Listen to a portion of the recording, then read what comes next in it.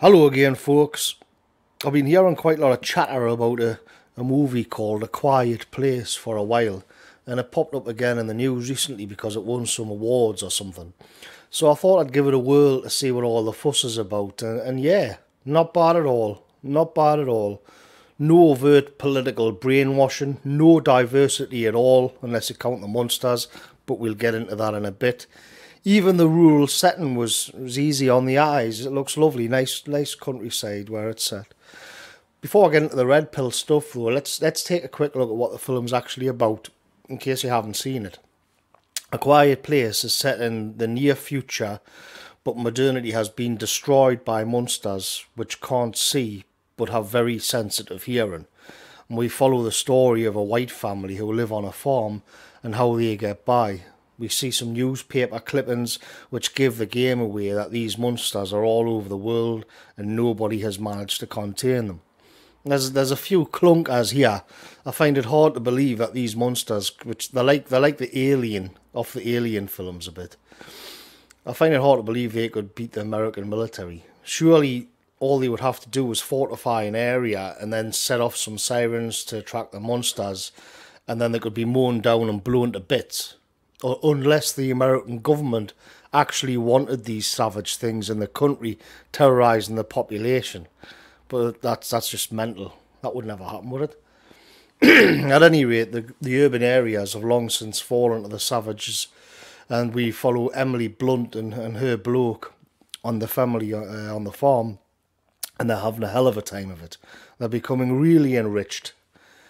But you see, A Quiet Place puts you in the shoes of a traditional white family with healthy and normal gender roles and family structure, and shows you what their life is like while living under siege by beasts who'll pounce on them if they make even the smallest of noises.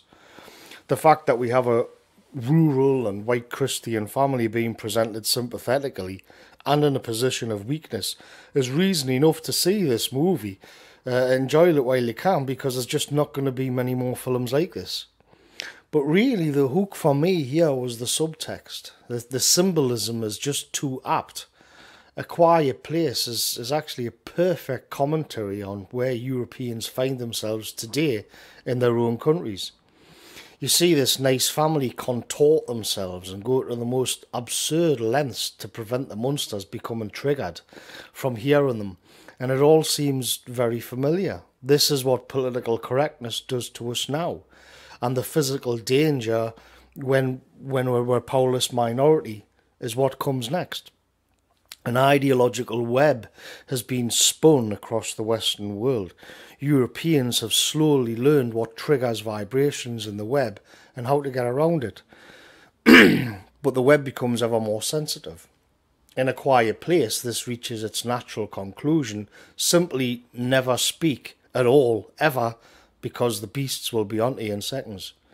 And Europeans play this complicated game of second-guessing what they want to say while at the same time preempting the backlash. This isn't how free people behave. This isn't any kind of freedom. Of course, this is still in the realm of the abstract and the ideological, but what that leads to is a future where for Europeans, where political correctness gradually evaporates, and what you're left with is a stark reality in which you're nothing more than a powerless minority surrounded by the other. In fact, if you transplanted the family's farm from rural America to South Africa, you'd pretty much end up with the scenario in A Quiet Place. The priority now is straightforward survival. A new set of rules will be learned just to keep you physically safe. Know where you can walk and where you can't. Don't look them in the eyes. Hope they don't come around again tonight, hearing what happened to somebody a few miles away and thinking how you can avoid that. Stay under the radar. Stay quiet. Stay silent. Emily Blunt spends most of the movie heavily pregnant, and I can't even remember the last time I saw a pregnant white woman in a movie. But that also cranks up the tension and raises yet more questions. Red Letter Media, in their review, asked whether it was a good idea, whether it was smart for a family to have a child in these circumstances. Now, you can have a debate about whether bringing a child into such a scenario or that's similar to it. But the point is that the existential questions are what you're forced into when you're in a position of extreme weakness and vulnerability. Blunt's man, John Krasinski, I think they're together in real life, does sacrifice himself in the movie to save his family as the patriarch. That's ultimately what his role demands, if need be. But before it comes to that, it should be the priority of every man to ensure that his living space is free from existential threats so that his woman can give birth to his offspring in safety.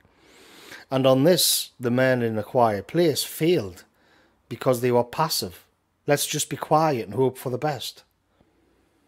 When I first came across the name John Krasinski, I kind of wearily went to Wikipedia. Let's just check out his background. Let's have a look. Turns out though that he's Polish, Irish, raised Catholic, and that made my life easier when it came to doing a video on this movie and posting it on YouTube. You see, they're listening for us now, paying attention to the web, and checking out for the slightest little tremor. Take care, everyone. I'll catch you later.